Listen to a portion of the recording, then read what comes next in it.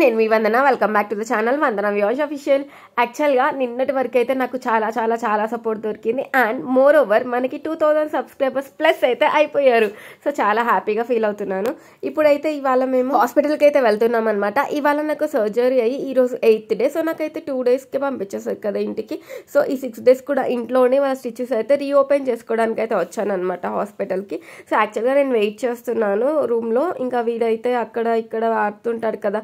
And ఇంకా చిన్నోడిని అయితే ఇంట్లో వదిలేసి వచ్చామన్నమాట. సో తొందరగానే అయిపోతుంది కదా రీఓపెన్, అందుకోసమే ఇంకా వీడిని అయితే అల్లరి భరించలేం కాబట్టి సో వీడిని అయితే ఆడిపిస్తున్నాడు అనమాట. ఇంకా నా దగ్గర కొంటే కొంచెం ఎత్తుకుంటే స్టిచ్చెస్ అవన్నీ మళ్ళీ పెయిన్ వస్తాయి, కొంచెం కేర్ఫుల్గా ఉండాలి కదా. సో దానికోసం అనమాట.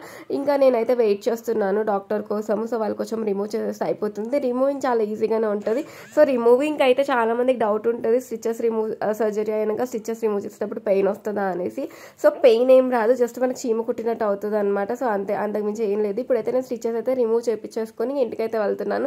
దక్షతో ఆడుతున్నాను అనమాట. కొంచెం కేర్ఫుల్గా కొంచెం దూరం కూర్చోబెట్టిన, అందుకని ఇంకా జీప్ జాబ్స్ అవన్నీ ఉంటాయి కదా. సో వాడికి ఇష్టం అనమాట. సో అందుకోసమే ఆడుతున్నాను నేను.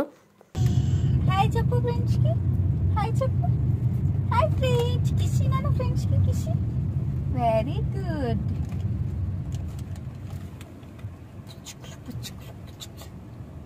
ఏయ్ హాయ్ బేబీ, హాయ్ చెప్పు, హాయ్ చెప్పు.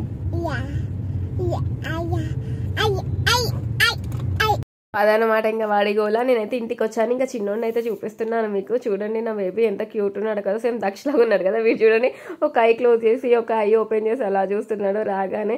సరే ఇంకా వీడైతే బజ్జో పెట్టేద్దాం అనేసి తీసుకుంటే కనుక ఒక ఐ క్లోజ్ చేసి ఇంకొక ఐ ఓపెన్ చేసి చూస్తున్నాడు. కానీ దక్ష కన్నా చాలా యాక్టివ్ ఉన్నాడు. ఇంకా నా పిల్లలంటే యాక్టివ్ ఉండకపోతే ఎలా, చాలా అంటే చాలా హైపర్ యాక్టివ్ ఉన్నాడు అనమాట. ఓన్లీ డేస్ బేబీయే ఎంత యాక్టివ్గా ఆడుకోవడం, చేతులు పట్టుకోవడం ఇవన్నీ చేస్తున్నాడు.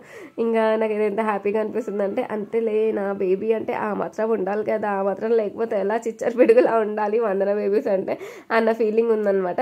సో ఇంకా వాడైతే ఆడుకుంటున్నాను. నేను వచ్చేసరికి ఇంకా కొంచెం వీడిని అయితే చూపిద్దాం అనేసి మీకైతే చూపిస్తున్నాను. ఫ్రెండ్స్ మన ఛానల్ ఎవరైతే ఫస్ట్ టైం చూస్తున్నారో నా వీడియోస్ నచ్చితే వీడియోని సేవ్ చేసి షేర్ చేయండి. అలాగే కింద ఉన్న సబ్స్క్రిప్షన్ ఆప్షన్ని కూడా క్లిక్ చేయండి. సో దట్ నేను పెట్టే వీడియోస్ అయితే మీకు నోటిఫికేషన్స్ కింద వచ్చేస్తే పర్లేదు, కొంచెం లేట్ అయినా సరే అప్పుడప్పుడు నేనైతే వీడియోస్ అయితే తీసి పెడుతున్నాను. నాకు టైం దొరికినప్పుడల్లా నేనైతే తీసి పెడుతున్నాను అనమాట.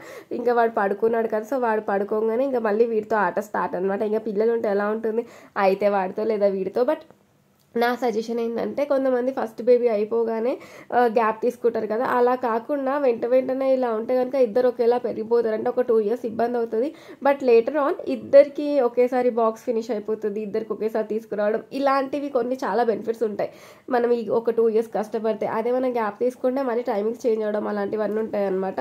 సో ఫ్రెండ్స్ ఈ రోజుకైతే ఇది నా వీడియో నచ్చిందని అనుకుంటున్నాను. Thank you for watching. Like చేయండి. Thank you.